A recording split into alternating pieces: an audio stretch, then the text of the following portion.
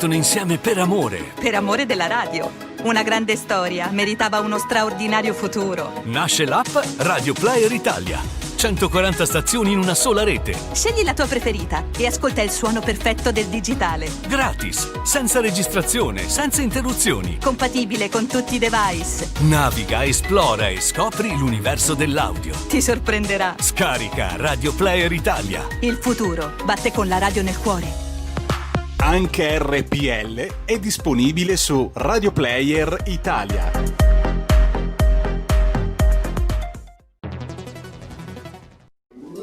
Stai ascoltando RPL, la tua voce libera, senza filtri né censura. La tua radio.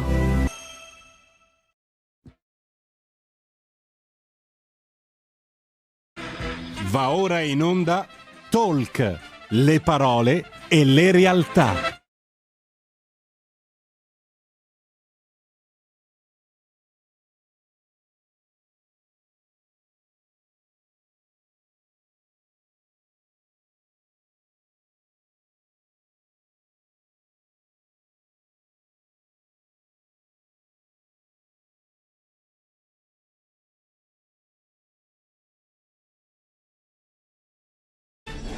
Sara Garino conduce Alto Mare. Le notizie, i protagonisti, i fatti, le opinioni, anche le vostre.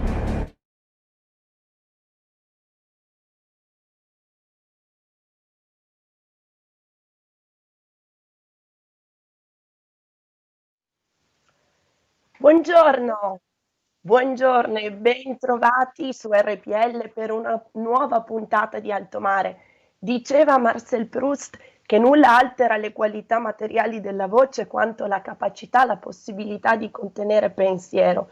Di certo oggi la mia voce non è un granché, il pensiero però c'è, anche perché lo anticipo, anzi lo introduco subito. Oggi ho il piacere e l'onore di ospitare il professor Giordano Bruno Guerri, storico, saggista, presidente della Fondazione Il Vittoriale degli Italiani, che certamente non farà che nutrire ulteriormente questo pensiero. Buongiorno professore.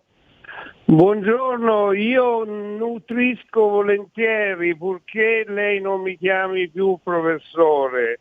Sa cosa diceva Filippo Tommaso Marinetti? Diceva: gli avvocati e i professori sono la malattia dell'Italia. Ecco, vede subito un altro spunto utile per poter proseguire la conversazione, ma allora come la posso chiamare in diretta? Giordano, o se vuole essere formale, presidente, va benissimo. Ok, va bene. Tra l'altro preferirei facciamo così, la versione sciolta e amichevole, Giordano. Perfetto, grazie infinite allora Giordano. E questo naturalmente mi stuzzica per anticiparti che dopo vorrò fare a questo punto anche un passaggio obbligato su un altro Giordano, anzi su un Giordano Bruno appunto, di cui Sì. sono una grande appassionata e rispetto al quale, visto che sei omonimo, vorrei chiederti alcune delucidazioni, ecco, su una prospettiva del pensiero di Giordano Bruno, quello storico, sull'attualità di questi giorni. Quindi abbiamo già messo in cantiere tutta una serie di argomenti. Scusami, e se parliamo di Giordano Bruno va fatta una premessa, se no tutto il discorso è falsato, perché si può pensare che io sono stato chiamato Giordano Bruno in onore a quel Giordano Bruno, il grande filosofo bruciato come uno spiedino di agnello in Campo dei Fiori nel 1600 dal Vaticano. In realtà no, in realtà questo nome mi è stato dato per caso, perché i miei nonni, contadini e analfabeti, uno voleva chiamarmi Giordano e l'altro Bruno.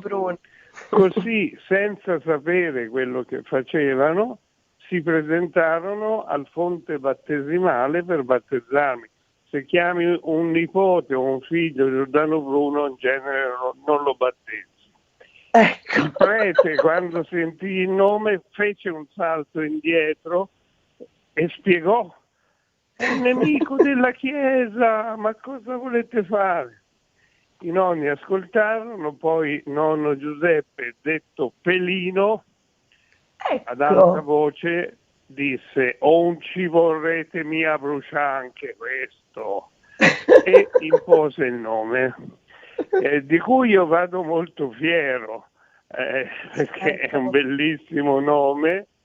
Oltretutto mi ha aiutato ad aprirmi la mente, perché io subito, appena iniziato a leggere, ho cercato di capire chi fosse questo Giordano Bruno, di fronte al quale nome tutti si sorprendevano, e così ho imparato alcune cose.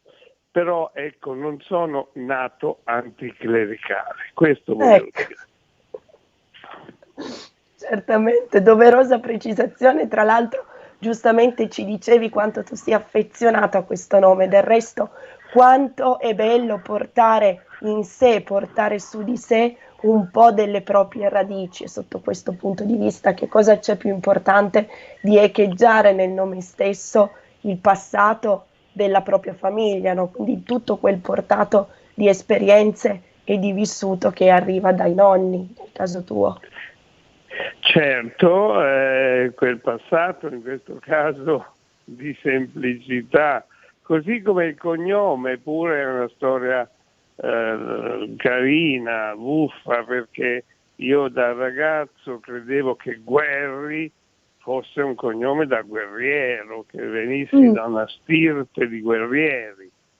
Poi è diventato storico. Un giorno mi sono deciso a fare delle ricerche nell'Archivio di Stato di Siena, io sono nato a Siena, e ho scoperto che i Guerri erano servi della gleba del conte Forte Guerri. Quindi proprio un nome bellissimo che ha però origini strane e buffe. E semplici, come ci ricordavi prima. Senti Giordano, allora rimaniamo su questo tema che tu hai subito acceso, ecco, passami questo vocabolo che, come rammentavi tu prima, declinato in seno a Giordano Bruno può avere risvolti, come dire, un pochettino focosi, mettiamola così. Io pensavo al Cantus Circeus, una delle opere forse più celebri di Giordano Bruno, in cui egli tratteggia una tagliente panoramica, una tagliente veduta, un tagliente excursus su quella che è la sua realtà contemporanea, attraverso tutta una sequela di paragoni dei personaggi che animavano quell'epoca con il mondo animale. Ecco, nel vasto bestiario umano di questi tempi, dei nostri tempi, quanto c'è di questa lettura così iconica, così tagliente di Giordano Bruno, trasponibile nella contingenza storica che stiamo vivendo? Ma c'è moltissimo. Giordano Bruno, oltretutto, fu un grande anticipatore, un visionario, ma non un visionario di sogni, un visionario che si basava anche su studi scientifici. Fu il primo a parlare di universi mondi, di tantissimi mondi. Per esempio, noi adesso sappiamo che è una realtà, a suoi tempi non si pensava a un universo così vasto. Eppure il suo bestiario... Giordano, lo dice a qualcuno che oltre a essere una giornalista è anche un astrofisico, quindi fai attenzione perché altrimenti qua si aprono ulteriori parentesi. Beh, a me, io non sono un astrofisico, ma l'astrofisica mi appassiona come poche cose, tant'è vero, parentesi su parentesi, io ho dato un premio del Vittoriale alla nostra astronauta Samantha Cristoforetti, mi sembra 2 o 3 anni fa, è stato molto interessante, ci ha parlato delle sue esperienze. Un altro premio l'ho dato, il premio Genio Vagante, il premio destinato a giovani italiani che si affermano all'estero, cioè i cosiddetti cervelli in fuga, che è un'espressione orribile perché I cervelli non fuggono mai, i cervelli corrono e corrono in avanti. Questi cervelli vanno all'estero perché lì hanno più possibilità, con la ricerca, con l'investimento sulla ricerca che noi in Italia facciamo troppo poco, di sviluppare i loro studi e di avere successo. Ce ne sono tantissimi. Noi, è vero, perdiamo dei cervelli che abbiamo formato perché hanno studiato nelle scuole italiane, ma recuperiamo in prestigio quello che abbiamo perso, perché i loro datori di lavoro, gli stati dove si sono trasferiti sanno che sono italiani, che hanno studiato in Italia e che quindi che ci onorano con i loro successi. Ecco, un premio Genio Vagante è andato a Eleonora Troia, che è stata ingaggiata dalla NASA anni fa, è una ragazza di appena 30 anni, e che ha scoperto cose straordinarie su come si formano argento e oro nelle comete. Ho detto una sciocchezza perché ne ho dette anche di fronte a questa ricercatrice, forse non erano le comete, erano meteoriti, non so. Comunque è stato bello. Stia riferendo alla nucleosintesi degli elementi all'interno delle stelle. Siamo figli delle stelle. Come diceva un cantante famoso, no? Già. Ti ricordi? Già. Ma siamo davvero figli delle stelle. Ogni atomo, anzi ogni particella subatomica che costituisce il nostro corpo ha una matrice, un'origine assolutamente stellare, quindi alla fin fine le canzoni, come le poesie, come l'arte in generale, non fa alla fin fine che, come dire, veicolare in maniera differente, certamente più coglibile, più facilmente coglibile delle verità che poi hanno un fondamento anche scientifico. E così torniamo a Giordano Bruno. Sì. Che appunto il cerchio si chiude. Sì. Grande Giordano Bruno che dallo studio del mistero, anche dell'incognito e del magico, perché poi in lui c'era anche questo, è risalito a verità scientifiche anche senza poterle dimostrare. Sì, dando prova di un'apertura mentale e di un pensiero che assolutamente non conosceva né limiti né costrizioni. Ecco, che si è confrontato con un pensiero che invece conosceva solo limiti e costrizioni, perché in pratica cosa gli si rimproverava? Come lo si rimproverava a tutti gli altri scienziati, da Copernico a Galilei, a chi faceva autopsie, cioè dissezione del corpo umano, gli si rimproverava di andare contro i testi sacri, di smentire verità rivelate, ma ahimè rivelate oltre 2000 anni prima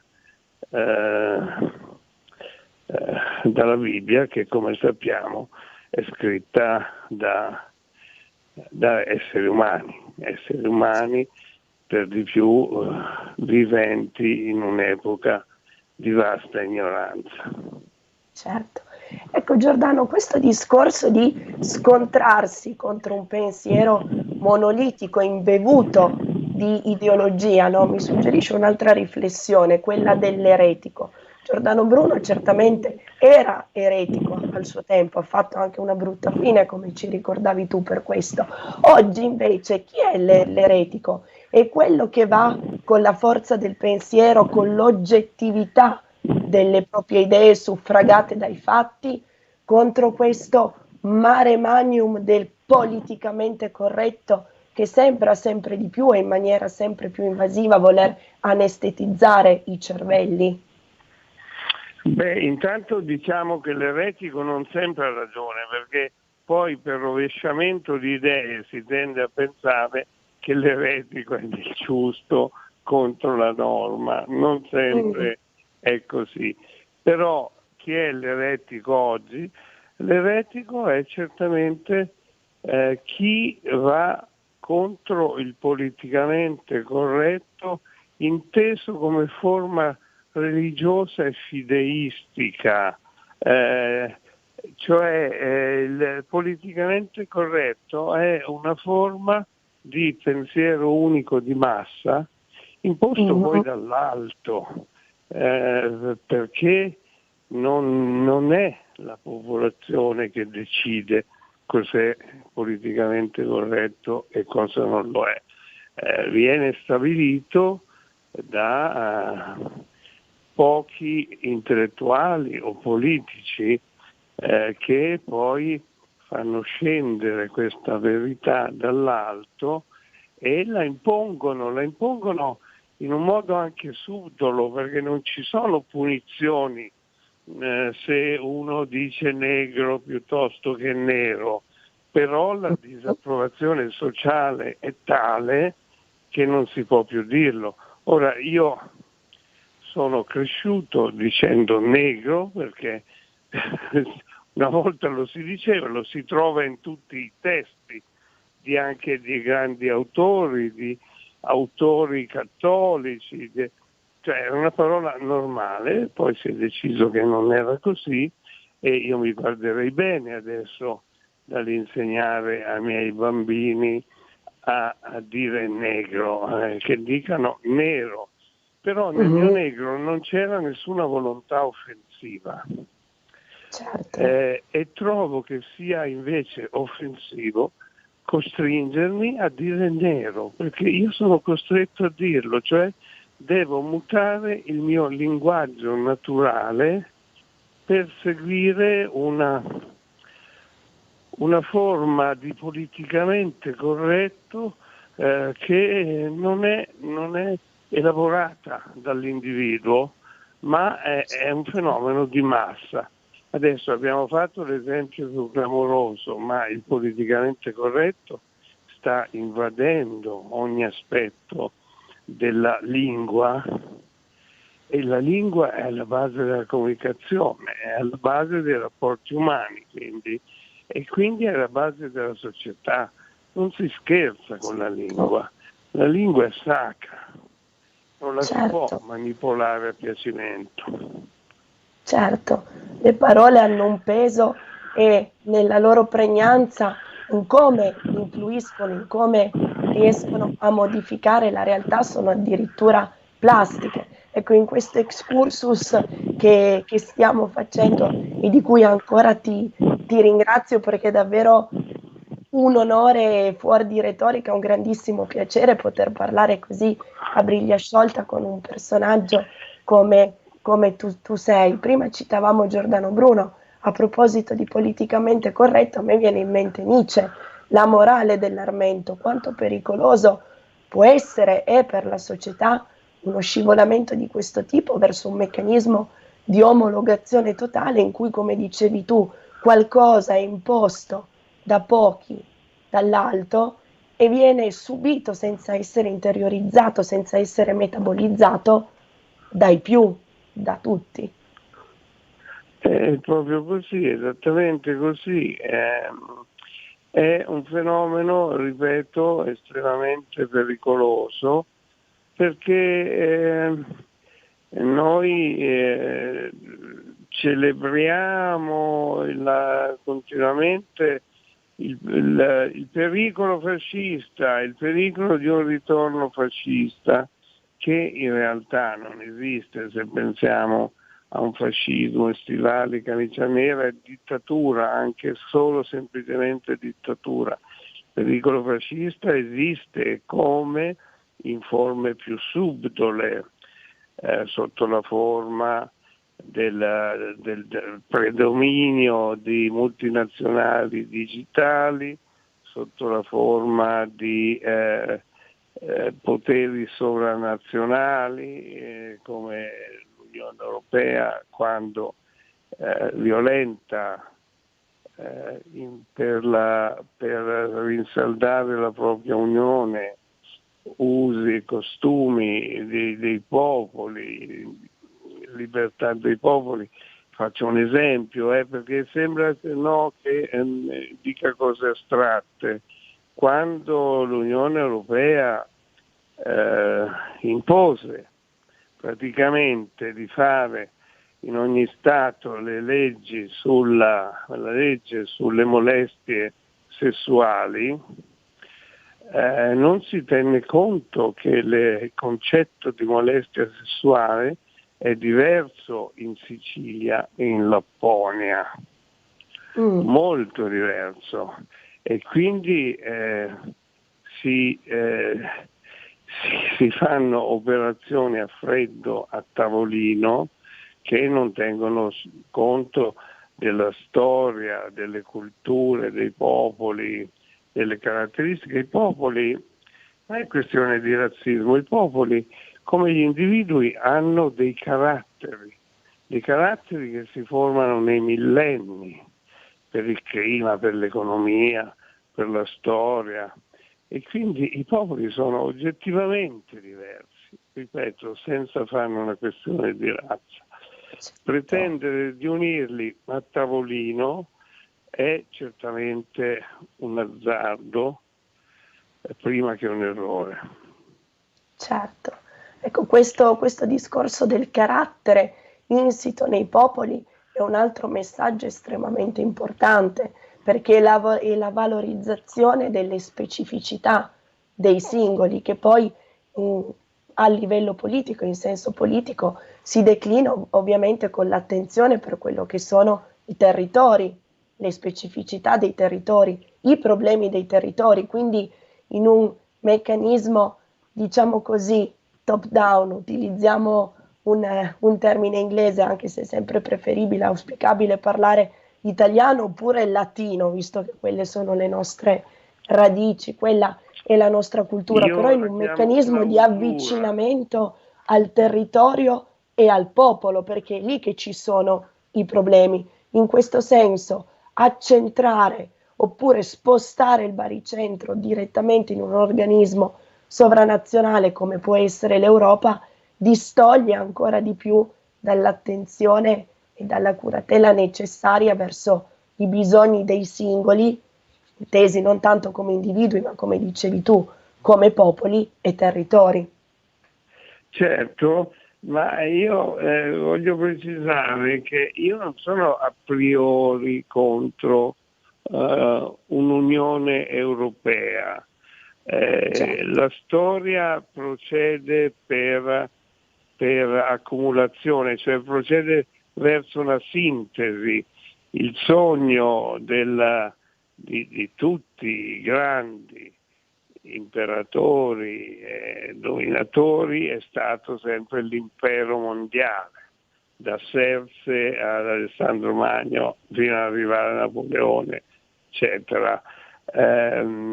Adesso per fortuna si tenta di arrivarci con metodi pacifici e non con la conquista, ma è evidente che la tendenza è quella, a formare unioni di stati sempre più grandi. Quindi bene l'Europa, solo che l'Europa non la si può fare a freddo, a tavolino e in pochi decenni, appunto perché non si possono cambiare le caratteristiche dei popoli, le credenze, le abitudini dei popoli a freddo dall'alto.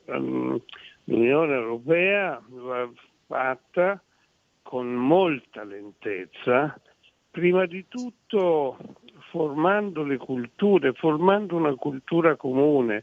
Io trovo che la cosa migliore fatta dall'Europa sia il progetto Erasmus, quello che permette agli studenti di andare a studiare in un altro paese, a imparare un'altra lingua, a fidanzarsi o divertirsi con ragazzi di un altro mondo, e questo costituisce nei decenni e nei secoli una vera unione. Invece l'Europa sta sta correndo verso un'unione accelerata e forzata. Ora, una caratteristica comune a tutti i grandi condottieri, capi di Stato, capipopolo, è che volevano realizzare il loro progetto, il loro sogno nell'ambito della propria vita, appunto da Alessandro Magno a Giulio Cesare, a Napoleone e così via. E quindi costringevano i loro popoli a correre, ma i popoli non corrono, i popoli possono correre per 100 metri, non per una maratona, e a un certo punto crollano e trascinano con sé il loro capo. Certo, anche perché a questo punto, Giordano, subentra quella che in termini fisici viene definita inerzia. Poi comunque, se vuoi, ad ogni azione da parte del capopopolo, del condottiero, dello statista, chiamiamolo come preferisci, subentra poi una reazione da parte dei popoli, della massa. E certo, naturalmente, la reazione è uguale e contraria, come ci insegna la fisica fin dal primo anno. Già, esattamente. Ecco, rispetto a questo discorso ancora, Giordano, prima hai parlato di fascismo, questo fascismo contro cui gli ideologi si scagliano in assenza di fascismo concreto e effettivo, perlomeno nelle forme che loro vogliono rievocare.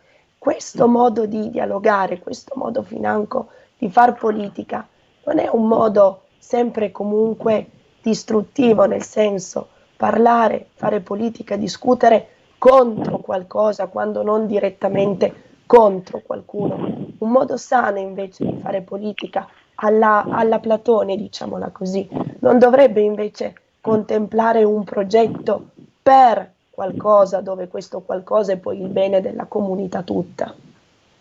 Beh, questo va da sé naturalmente, ma prima ancora una discussione politica per dei progetti politici implica una conoscenza del passato. È impossibile capire il presente e progettare il futuro se non si conosce e non si è lavorato il passato. Questo problema Giordano, ti interrompo un secondo, mi dicono dalla regia che siamo arrivati alla conclusione del primo blocco, devo lanciare una breve pausa pubblicitaria, non ti allontanare, hic manebimus optime, mi verrebbe da dire, ci ritroviamo fra pochi secondi. A me viene da dire che è bella la pubblicità. Avanti. Dai, grazie. Porta con te ovunque RPL, la tua radio. Scarica l'applicazione per smartphone o tablet dal tuo store o dal sito radiorpl.it. Cosa aspetti? Ehi, sveglia, sveglia! Chi ha parlato? Sono io, la Digital Radio. Anche in camera mia? Ma non abitavi nella mia auto? Analogico che non sei altro. Per tua informazione, da quest'anno mi puoi ascoltare nelle auto nuove, in casa e dovunque ci sia una radio. Eh sì, da quest'anno dove c'è radio c'è DAB. Ascolta le tue radio preferite con il suono perfetto della Digital Radio e scopri tanti contenuti extra. Sì, però svegliati, Dibidi dobidi dab. Anche RPL, la tua radio, è in Digital Radio. Stai ascoltando RPL, la tua voce libera, senza filtri né censura. La tua radio. Bentrovati su RPL per il secondo blocco di Alto Mare. Ricordo, per coloro i quali si fossero messi in collegamento soltanto ora, abbiamo con noi Giordano Bruno Guerri, presidente della Fondazione Il Vittoriale degli Italiani. Intanto ringrazio la nostra regia, non l'ho fatto prima, oggi abbiamo al timone Roberto Colombo e vi ricordo brevemente al solito i numeri per poter partecipare anche voi alla trasmissione: 346 6427 756, il cellulare attraverso cui inviare i messaggi WhatsApp, e ancora il fisso 026620 3529. Vi ricordo anche, come di consueto, che potete seguirci sulla web TV scaricando l'apposita applicazione per cellulare oppure ancora sul canale 740 del digitale terrestre. Senza necessità di abbonamenti, cose particolari, è sufficiente che componiate 740 sul vostro telecomando.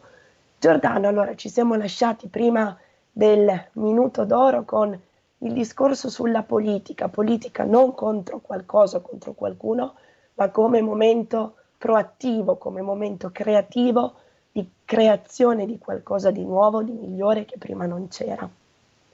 Parlavamo in effetti di politica e storia dicendo che non si può capire il presente e progettare il futuro senza aver elaborato e conosciuto il passato. A questo proposito io non posso che essere felice per avere al timone un signor Colombo. Mi sembra il miglior augurio che si possa fare a questa trasmissione e a questo discorso che stiamo facendo. A proposito di Colombo, calza perfettamente con quello che diciamo. Si abbattono qua e là le statue di Cristoforo Colombo, addirittura di Churchill, di altri personaggi, accusandoli di razzismo.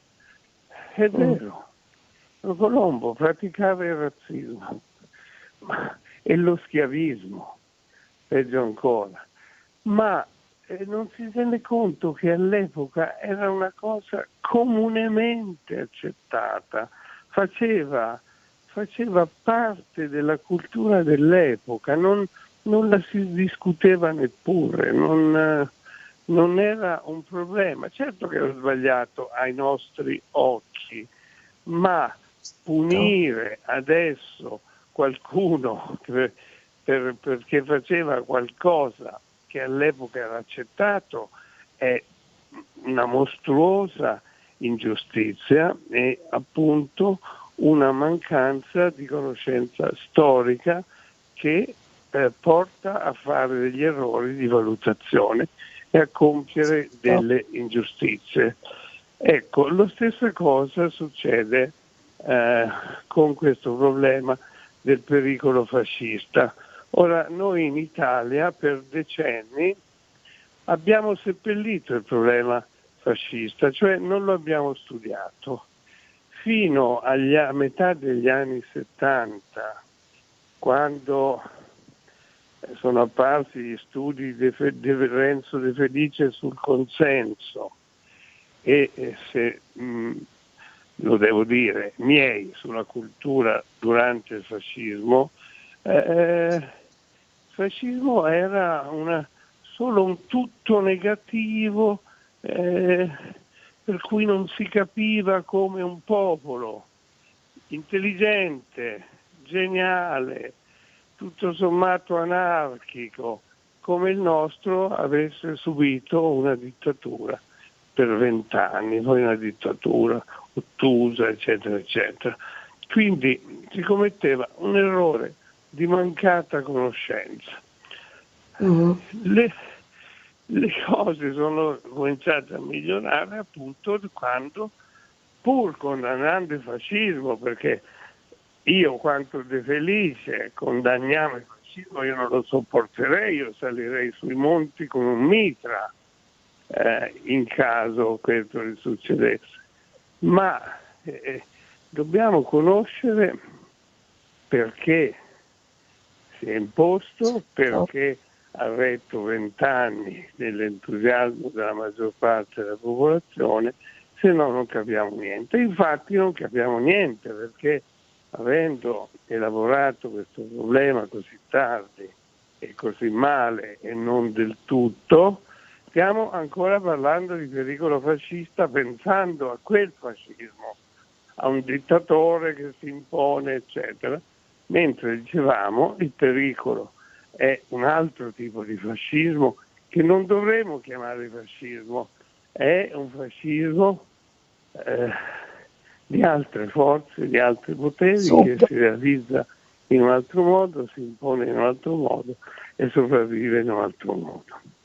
Certo, sotto questo punto di vista, Giordano, ritieni che la tecnocrazia, l'ingigantimento di quelle che sono le tecnologie, di quello che è internet, possa davvero costituire una minaccia, andando a soppiantare quel cogito ergo sum di cartesiana memoria con un ben più subdolo e pericoloso digito ergo sum? Tu hai definito internet come una sorta di oceano su cui si navighi a bordo di una zattera.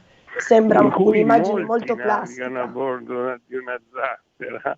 Ecco, questa è la differenza. Guarda, io sono a favore del progresso sempre, soprattutto a favore del progresso scientifico, che ovviamente comporta dei rischi. In qualsiasi epoca noi andiamo, le novità sono state accolte con paura, con allarme. Pensiamo solo alle automobili che secondo molti a fine 800, inizio 900 avrebbero finito per distruggere tutta l'essenza dell'umanità. O la televisione. La televisione negli anni 60, 70 e anche 80 sembrava che dovesse provocare lo sfacelo intellettuale, la demenza comune di un popolo. Ora, è pur vero che molti si sono appiattiti sulla televisione e ne hanno preso il peggio, ma questo non ha affatto distrutto la società, anzi ha portato dei benefici evidenti. Prima di tutto un mare di conoscenza in più, pensiamo solo ai telegiornali, a certi programmi culturali, all'apprendimento di un italiano migliore e comune, quindi un arricchimento di tutti. Lo stesso avviene moltiplicato con i computer e internet. Si mette a disposizione di tutti campi immensi di conoscenza, di possibilità, che parliamo di oceani, che molti navigano su una zattera, cioè prendendo e pescando e muovendosi poco e male, ma che comunque permette loro di navigare attraverso le conoscenze. E altri invece ne fanno un formidabile strumento di conquista, di apprendimento, di conoscenza, di comunicazione, di scambio di idee, di radunamento di gruppi, di moltiplicazione di forze. Per cui io sono assolutamente entusiasta di internet, della sua diffusione, ne faccio un uso sfrenato e credo che sia un beneficio per l'umanità. Affronteremo i rischi derivanti che sappiamo quali sono, una massificazione del pensiero, le fake news cosiddette e tante altre cose, ma i benefici sono enormemente superiori. E torniamo, lasciami dire stupendamente, al discorso che facevi tu prima. Tutto nasce da una conoscenza, da una consapevolezza, da un utilizzo corretto e degli strumenti nella fattispecie di internet. E appunto, tornando indietro al discorso che promuovevi tu prima e che così si completa di nuovo circolarmente, da un'analisi corretta, rigorosa di quella che è l'attualità, il qui e ora, sulla base dei dati corretti, concreti del passato, della storia. Certo, hai detto tutto tu. Non posso che confermare, e io veramente, se ci fosse il pubblico presente, a questo punto suggerirei un applauso per te che conduci questa trasmissione ormai da molto tempo, da molti minuti, con evidenti disagi vocali. e quindi dando prova di eroismo, attaccamento al lavoro e al dovere. Applauso. Ti ringrazio. Ti ringrazio Giordano, grazie davvero di cuore. Il pubblico non si sente, però c'è ed è sempre estremamente affettuoso, quindi consentimi di ringraziarlo e di ringraziarlo soprattutto per tutti gli spunti che in diversi modi e in diversi canali il nostro pubblico fa pervenire a me e alla radio. Sono proprio questi spunti naturalmente che stimolano a indagare, a navigare, come dicevi tu, coscienza e coscienza, seguendo la rotta corretta, seguendo le stelle, lasciami dire, per poter fornire un prodotto, un risultato che sia sempre migliore, naturalmente.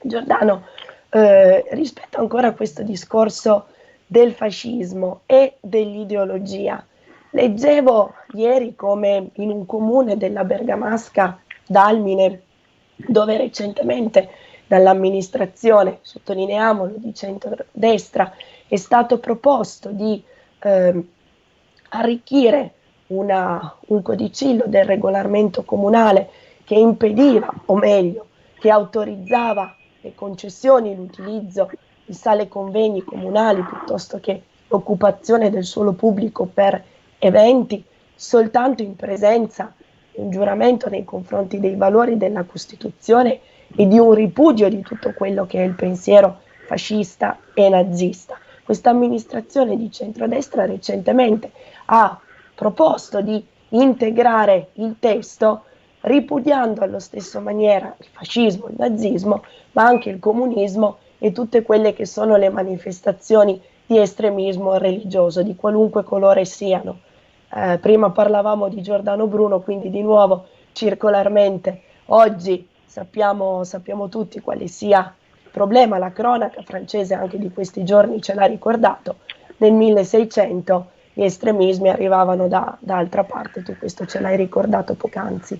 Ecco, proposta in questo senso, levata di scudi da parte di una certa compagine politica, chiaramente orientata a sinistra, che di nuovo ha gridato alla persecuzione, a un falso, come dire, a una sorta, ecco, di falso ideologico, come se il male, la violenza, la crudeltà, le efferatezze avessero un qualche colore, diciamo, politico, come se non fossero alla stessa maniera esecrabili e condannabili tanto i crimini del nazismo e del fascismo quanto quelli oggettivamente perpetrati nella storia anche dal comunismo. Ma certo, ma come si fa prima di tutto come si fa a dare disposizioni dall'alto su cosa si può e cosa non si può esecrare? Io sono contrario a ogni ideologia, le religie sono state religioni del Novecento che hanno provocato guerre sante, che hanno provocato martiri, che hanno provocato crudeltà, quindi fascismo, nazismo, comunismo sono da esecrare in quanto totalitarismi. Basterebbe dire che ci battiamo contro i totalitarismi, ma anche questa è una parola imprecisa, troppo generica. Basterebbe appellarsi a una sola parola: io accetto i valori della libertà, Ecco. senza andare sul negativo, contro questo, contro quell'altro. Basta dire io sono per la libertà. Che poi si imponga un giuramento, una cosa a me sembra veramente di nuovo una violenza del politicamente corretto, assolutamente da non accettare, anche perché non possiamo sempre ergerci a giudici a priori dei cittadini. Nella nostra cultura si parte dall'idea che qualcuno è colpevole a priori. Il concetto deve essere che ognuno è innocente a priori, poi si fa qualche cosa di sbagliato, lo si punisce, ma non partendo dalla diffidenza, dall'orrore, dal timore. Insomma, oltretutto io credo che lo Stato, le amministrazioni pubbliche dovrebbero intervenire il meno possibile nel pensiero. Certo che esecreiamo nazismo, comunismo, così come esecreiamo la mafia, ma nessuno si sogna di dire tu dichiara che sei contro la mafia. È chiaro quello che voglio dire. Certo. Non si finirebbe mai. È come dire, sei contro l'Inquisizione o sei favorevole all'Inquisizione? Certo.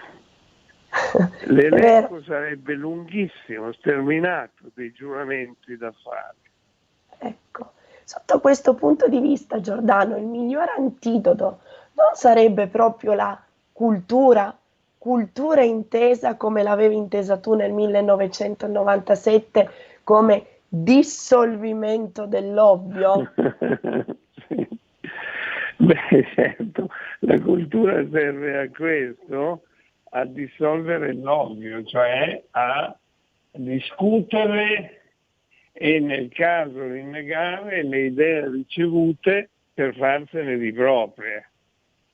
Tu forse ti riferisci a una cosa che magari il pubblico non capisce. Quando mi offrirono un assessorato alla cultura, io dissi va bene, accetto purché si chiami assessorato al dissolvimento dell'ovvio. La cosa allarmò non poco il prefetto, perché gli assessorati vanno approvati da un prefetto che volle sapere cosa volevo dissolvere. Ma e come gli rispondesti? Ma gli spiegai tutto questo e lui fu molto rassicurato, devo dire anche con una bella risata. Non sempre la burocrazia è ostile. Ecco, grazie per averci ricordato l'importanza di una bella risata, che anche qui fuori di retorica spesso, anzi sempre, è un qualcosa di assolutamente catartico, di cui dovremmo riscoprire tutto il valore e tutti i benefici. No? Chi lo Come, disse? Giordano? Una risata vi seppellirà. Ecco. È un motto che amo molto. Ecco, di certo ciò che non è seppellito, anzi è ben vivo, vivissimo, è tutto il tesoro, il portato, il patrimonio di conoscenza materiale e immateriale di Gabriele D'Annunzio, che tu custodisci in qualità di presidente del Vittoriale degli Italiani. I tuoi predecessori, leggevo, si sono spesso qualificati come vedove di Gabriele D'Annunzio, perché sono appunto le vedove, no? le depositarie di quella che è la eredità di un grande uomo. Tu non ami, vero, molto questa espressione? No, perché il concetto di essere una vedova non mi piace, tutto perché implica una morte del consorte. Esatto. E D'Annunzio è vivissimo e lotta insieme a noi. E poi è più divertente fare l'amante che la vedova, no? E quindi mi definisco amante. Ma comunque, ecco, per esempio, D'Annunzio è il classico esempio di errore di interpretazione nel presente per mancata conoscenza del passato. A parte il problema del fascismo, che io ripeto ogni volta fino alla noia, che lui non fu fascista, che non fu progenitore del fascismo, che Mussolini non solo tradì a fiume, ma si impossessò dei suoi simboli, dei suoi riti e semiti, tranne che quella democraticissima Costituzione che è la Carta del Carnaro. Voglio fare un esempio meno greve e più divertente. Di fascismo abbiamo parlato abbastanza. Allora, si parla sempre della tremenda, lussuriosa sessualità di D'Annunzio. Si citano le cose delle costole, tu sai benissimo, come credo quasi tutti gli ascoltatori, di cosa parliamo, non entriamo nei dettagli, ma che non è vera peraltro. Ma qual è la verità? La verità è che D'Annunzio aveva una sessualità da maschio medio, cioè voleva avere tante donne, da giovane gli piacevano le signore mature, da vecchietto gli piacevano le ragazze giovani, gli piaceva andare con due donne che magari facessero qualcosa insieme, eccetera. Quindi l'ABC del desiderio maschile è assolutamente normale, il maschio medio. La differenza qual è? Che lui ci riusciva. Lui ci riusciva e questo gli veniva rimproverato nell'Italia bigotta e provinciale di fine Ottocento. Lì è nata la leggenda del D'Annunzio peccaminoso, oltre misura, eccetera, che paradossalmente ci trasciniamo dietro ancora oggi, non considerando che oggi tutti si vantano o si farebbero un vanto di avere la sessualità di D'Annunzio pubblicamente, sbandierandola con orgoglio. A lui gliene rimproverate. Perché siamo ancora prigionieri dei giudizi dei nostri trisnonni, con le stesse idee. È un paradosso veramente assurdo.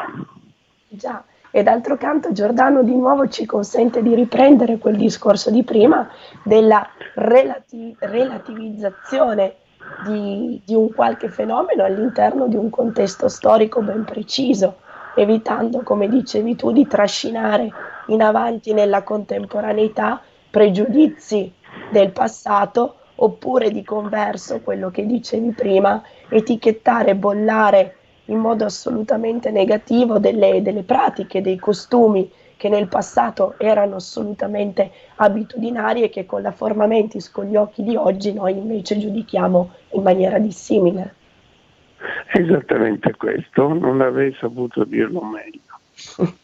E di nuovo, se vogliamo circolarmente, torniamo in incipit, perché questa cosa ci richiama il tutto è relativo di Einstein, che non è poi altro che una rivisitazione moderna di quello che era il relativismo anche scientifico di Giordano Bruno.